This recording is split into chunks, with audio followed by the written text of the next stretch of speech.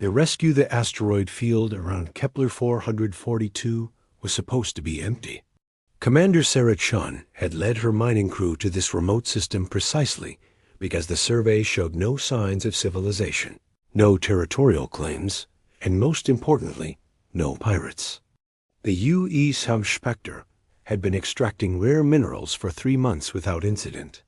That changed in the span of 10 minutes. Sarah watched helplessly from her damaged escape pod as the Prospector broke apart under enemy fire.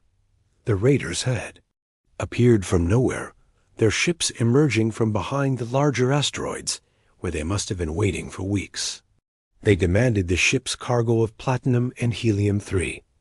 When Sarah refused, they opened fire without warning. The Prospector's shields lasted less than a minute against their concentrated assault. Crew members had been aboard the mining vessel. Sarah saw only 2 other escape pods launch before the ship's reactor went critical. The explosion lit up the asteroid field like a miniature sun, and when the light faded, there was nothing left but debris and silence. The raiders collected what they could from the wreckage and vanished as quickly as they had appeared, leaving Sarah and Annie. Other survivors to die in the cold emptiness of space. Sarah checked her pod systems with growing dread. The port thruster was damaged, sending her tumbling slowly through space. Life support was functioning but damaged, giving her maybe 48 hours of air if she remained calm and still. The distress beacon was transmitting, but they were so far from the nearest human outpost that rescue was virtually impossible. She had enough emergency rations for a week, though she doubted she would need them. The cold or the lack of oxygen would claim her long before hunger became an issue. Hours passed in terrible silence. Sarah tried to raise the other escape pods on her communicator, but received no response. Either their systems were too damaged, or worse, they had not survived the explosion. She was alone, drifting through an alien asteroid field, watching her oxygen meter slowly decrease. Sarah thought about her daughter back on Mars Colony 7, just starting university. Maya would never know what happened to her mother, just that she disappeared somewhere in deep space. Another casualty of humanity's endless expansion into the unknown. The pod's temperature was dropping. Sarah wrapped herself in the emergency thermal blanket, but it provided little comfort against the creeping cold of space. She tried to sleep to conserve oxygen, but every time she closed her eyes, she saw the faces of her crew. They had trusted her to keep them safe, and she had failed them. The weight of that failure pressed down on her harder than any gravity she had ever experienced. On the second day, when her oxygen had dropped to 30%, Sarah spotted something unusual on her scanner. A ship was approaching, but its configuration was unlike anything in her database. It moved through the asteroid field with impossible grace, seeming to flow around obstacles rather than navigate between them. The vessel's surface appeared to shimmer and shift, as if it were made of liquid mercury held in a ship-shaped form. Sarah tried to send a distress signal directly to the approaching vessel, but her communications array was too damaged. All she could do was wait and hope they detected her emergency beacon. The ship drew closer, and Sarah could see it more clearly through her pod's small viewport. It was beautiful in an alien way, with no hard edges or visible seams. The entire vessel seemed to be carved from a single piece of some unknown material that caught and reflected light in mesmerizing patterns. A soft blue light enveloped her pod, and Sarah felt a gentle pull as she was drawn toward the alien vessel. She had no way to resist even if she wanted to. Her pod was pulled into what appeared to be a cargo bay, though the walls were unlike any she had seen. They seemed to pulse gently with an inner light, and the air shimmered with an energy she could not identify. The pod's hatch opened on its own, and Sarah found herself face to face with beings that defied her expectations. They were tall and slender, with skin that seemed to contain swirling galaxies of light. Their faces were vaguely humanoid, but elongated, with large eyes that held depths of color she had never seen before. They moved with a fluid grace that made them seem like they were swimming through the air rather than walking. One of the beings approached slowly, its movements careful and non-threatening. When it spoke, Sarah heard the words directly in her mind rather than through her ears. The mental voice was soft and musical, tinged with concern and kindness that transcended language barriers. You are injured and in distress. We offer aid and sanctuary. Do you accept? Sarah nodded, too exhausted and oxygen-deprived to feel fear. The being extended what might have been a hand, though it had too many joints and fingers that seemed to flow like water. When it touched her forehead, Sarah felt warmth spread through her body, and the fog in her mind began to clear. Her breathing became easier, though she could not understand how, since she was no longer in her pod's atmosphere. They helped her to what she assumed was their medical facility. The room had no visible equipment, just smooth surfaces that glowed with soft light. Sarah was guided to lie down on what felt like a cloud made solid.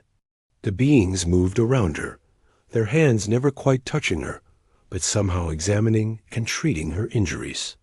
She felt the pain in her ribs fade, the cuts on her face close, and the exhaustion that had threatened to overwhelm her gradually recede.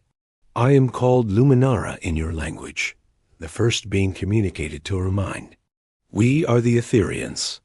We detected your distress and could not ignore one in need. Your body requires rest and nourishment. You are safe here. Over the following days, Sarah recovered aboard the Etherian vessel, which she learned was called the Star Whisper. The ship's interior was unlike anything humans had imagined. The walls could become transparent at will, offering breathtaking views of space. The floors adjusted their firmness based on who was walking on them. Food appeared to be pure energy, converted into whatever nutrients her body required, tasting surprisingly pleasant despite its exotic origin. Sarah spent her time learning about her rescuers. The Etherians were an ancient species that had achieved a level of technology that seemed like magic. They could manipulate energy and matter at the quantum level. Their ships powered by controlled singularities, their bodies enhanced to the point where they were as much energy as matter. They were peaceful explorers and scientists, traveling the galaxy to study and understand rather than to conquer or exploit. But there was a deep sadness to them that Sarah began to notice. Their galaxy-filled skin would dim when they thought she was not looking. Their mental voices carried undertones of grief that they tried to hide. Eventually, Luminara shared the truth with her during one of their conversations in the ship's observation chamber. We are refugees, Sarah-chan, Luminara revealed, the swirling lights in their skin dimming to almost nothing. Our home world, Etheria Prime, was conquered by the Devourers 3 cycles ago. They are a species that consumes the life force of others to extend their own existence. Our people, with our unique energy-based biology, were especially prized by them. Sarah felt her heart sink as Luminara continued the tale.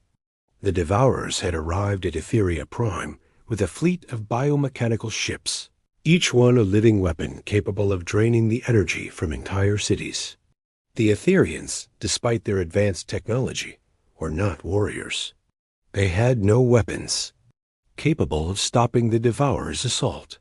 Within days, their beautiful world of crystal spires and floating cities had fallen. How many of your people escaped? Sarah asked, though she dreaded the answer. Perhaps 10,000 out of billions. Luminara replied. We scattered across the galaxy in small groups, always moving, always hiding. The Star Whisper carries 37 souls, all that remain of the great city of luminous hope. We help others when we can, as it gives meaning to our wandering, but we cannot return home. The Devourers have turned our world into a feeding ground. Sarah learned that the Etherians on the Star Whisper had rescued dozens of beings from various species over their years of wandering. They never asked for payment or allegiance, simply helped and moved on. It was their way of maintaining their identity as a peaceful, benevolent species despite the horror that had befallen them. As her strength returned, Sarah spent more time with the Etherian crew. She learned their names, their stories, and their dreams of one day seeing their home world free. They showed her recordings of Etheria Prime before the invasion. Cities that floated on clouds of controlled energy, gardens where plants grew in, impossible colors, oceans that sang with harmonic frequencies. It was a paradise lost to creatures that saw beauty only as something to consume. The Star Whisper carried Sarah toward human space, though the journey would take several weeks. The Etherians could not risk coming too close to populated systems where the Devourers might detect them. They would leave her at a neutral station where she could find passage back to human territory. As the day of departure approached, Sarah found herself struggling with a decision that had been building since she learned of the Etherians' plight. The night before they reached the station, Sarah asked to speak with Luminara and the other senior Etherians. They gathered in the ship's central chamber, their forms creating a circle of gently pulsing light around her. Sarah took a deep breath and spoke words that would change the course of two civilizations. "You saved my life when you had nothing to gain and everything to lose by revealing yourselves," Sarah began. "You shared your food, your medicine, and your kindness with a stranger. You've told me about the others you've rescued, never asking for anything in return. I cannot speak for all of humanity, but I know my people. We don't forget kindness, and we don't abandon those who have shown us compassion." The Etherians listened in silence, their lights flickering with what Sarah had learned was curiosity mixed with apprehension. She continued, her voice growing, stronger with conviction. "When I return to Earth, I will tell them about you. I will tell them about Etheria Prime and what the Devourers have done. I will tell them how you saved me, how you continue to help others despite your own suffering. And I will ask them to help you reclaim your world." The liberation. The United Earth Council chamber had never been so quiet. 300 representatives from Earth's nations and 70 more from the colony world sat in stunned silence as Commander Sarah Chun finished her report. The holographic displays around the chamber showed images from the Star Whisper's archives, the crystal cities of Etheria Prime, before and after the Devourer invasion, recordings of Etherian refugees, and tactical data about the enemy that had enslaved them. Admiral Marcus Thompson, head of the United Earth Defense Force, was the first to speak.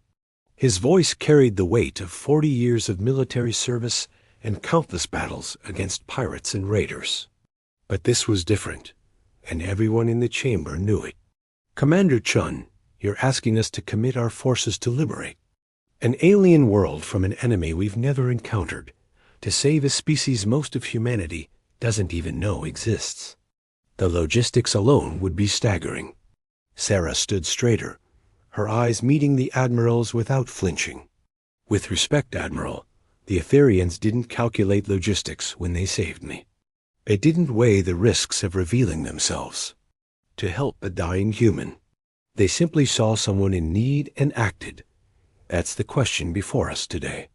Are we the kind of species that remembers kindness? Or do we only help when it's convenient?" The debate that followed was intense, but surprisingly short. Representative Maria Santos from the South American Federation stood and shared a story about her grandfather, rescued by strangers during a flood who asked nothing in return. The Mars colony delegate spoke about the early days of colonization, when every life saved was a victory for all humanity. One by one, representatives stood to speak, and a consensus began to form. When the vote was called 6 hours later, it was nearly unanimous. Operation Liberation Dawn was approved with the full resources of the United Earth Defense Force. 3 battle fleets would be assembled, over 200 ships in total. The mission would be the largest military operation humanity had ever undertaken, and it would be for strangers who had shown kindness to one human dot, the preparation took 6 months. Admiral Thompson personally oversaw the tactical planning, while Sarah worked with xenobiologists to understand Etherian physiology and medical needs.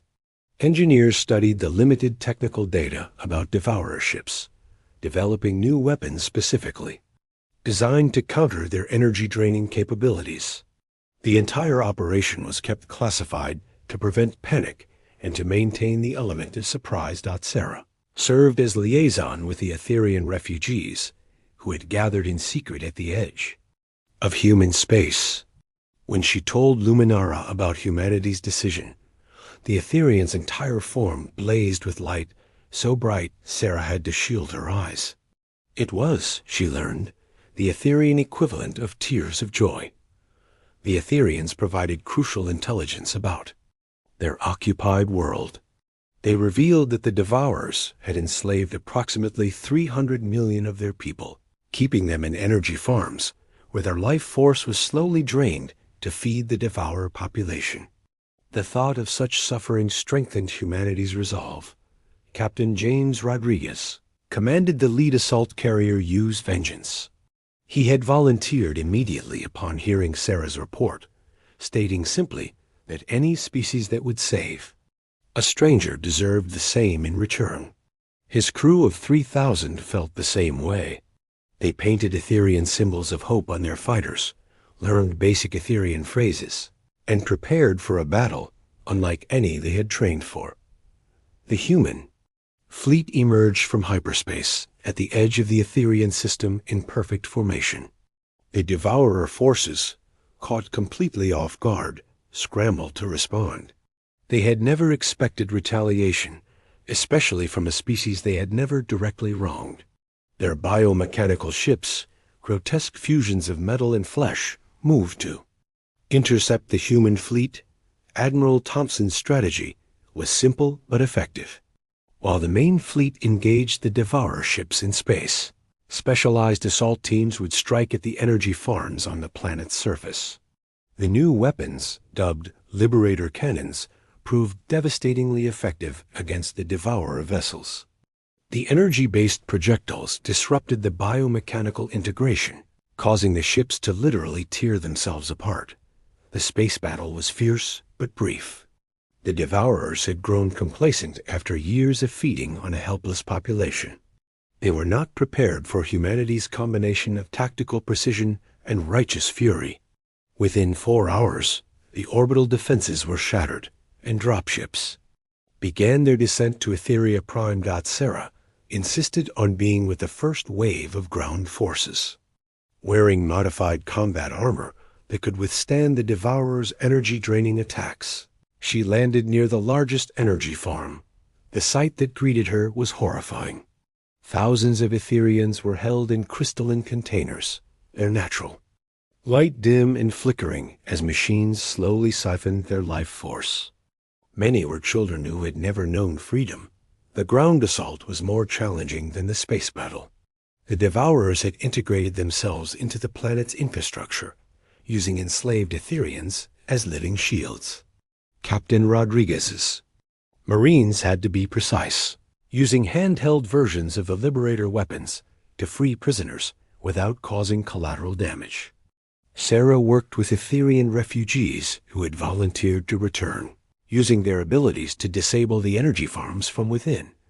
The critical moment came when they reached the central processing facility, where the Devourer leadership had barricaded themselves. The Devourer Prime, a grotesque creature that had grown bloated on stolen life force, attempted to negotiate. It offered to share the energy farming technology with humanity, to make them partners in the exploitation of other species. Admiral Thompson's response echoed across all communication channels and would be remembered. Throughout the galaxy, humanity does not partner with parasites. We are here to repay a debt of kindness, and we will not leave until every Etherian is free. The siege of the central facility lasted 18 hours. The Devourers fought desperately, but they were facing something they had never encountered before. A species willing to sacrifice everything for beings they barely knew. driven not by gain, but by gratitude and moral obligation. When the facility finally fell and the Devourer Prime was destroyed, a pulse of energy swept across the planet as millions of Etherians were simultaneously freed from their imprisonment. The liberation was overwhelming in its emotion. Etherians who had been imprisoned for years emerged into the light, their forms slowly regaining their natural luminescence. Families reunited with tears of light. Children saw the sky for the first time, and elderly Etherians who had thought they would die in captivity walked free. The human soldiers were embraced by beings of pure light, their armor glowing from the contact. Sarah found Luminara's family among the freed prisoners. They had been separated when the Star Whisper escaped, and Luminara had believed them dead. The reunion was beyond words, communicated in pulses of light and telepathic waves of pure joy. Sarah stood back, tears streaming down her face as she watched the family she had come to care about finally whole again. Asterisk. The reconstruction of Etheria Prime began immediately. Human engineers worked alongside Etherian scientists to repair the damage done by years of exploitation. The crystal cities were rebuilt, the floating gardens restored, and the singing oceans cleaned of devourer contamination. It would take years to fully heal the planet, but the process had begun. The impact of Operation Liberation Dawn rippled throughout the galaxy. Species that had hidden from the devourers and other oppressors began to emerge, seeking alliance with humanity. The story of how humans had mobilized their entire military to save a species that had shown kindness to just one of their own became legend. It was a declaration of what humanity stood for in the galactic community. Within a year, the Etherian-Human Alliance was formalized. The Etherians shared their advanced energy technology, revolutionizing human space travel and power generation. Humans provided military protection and helped establish a defense network around Etheria Prime. Together, they began liberating other worlds from various oppressors, always guided by the principle that kindness must be repaid and the innocent must be protected. Sarah was appointed as the first human ambassador to Etheria Prime. She stood in the rebuilt capital city, watching human and Etherian children playing together in gardens that floated on controlled energy fields. The sight filled her with a hope she had not felt since before the attack on the Prospector. From the loss of her crew had come something greater, proof that in a galaxy full of darkness, kindness could create light that would never be extinguished. The galaxy had learned an important lesson about humanity. They were not the strongest species, nor the most advanced, but they possessed something perhaps more powerful, a memory for kindness and a willingness to pay it back 1,000-fold. Those who helped humans, even just one, would find themselves with an ally who would cross the stars to return the favor. And those who harmed the innocent would discover that human fury, when driven by moral purpose, was a force that could reshape worlds. As Sarah looked up at the stars, now visible through the restored atmosphere of Etheria Prime, she thought about her crew on the Prospector. Their sacrifice had not been in vain. Their loss had led to the freedom of hundreds of millions and the birth of an alliance that would protect countless others. It was a legacy worthy of their memory. The story of the Etherians and humanity spread throughout known space, carried by traders and refugees, soldiers and diplomats. It became more than just history. It became a promise. A promise that in the vast darkness between stars, there were those who would remember a single act of kindness and return it with the full might of their civilization. A promise that some species measured strength not in weapons or territory, but in the debts of gratitude they were willing to pay. And so the galaxy learned what the Etherians had discovered in the asteroid field around Kepler 442. Save one human. Life and humanity would move heaven and earth to save your entire world.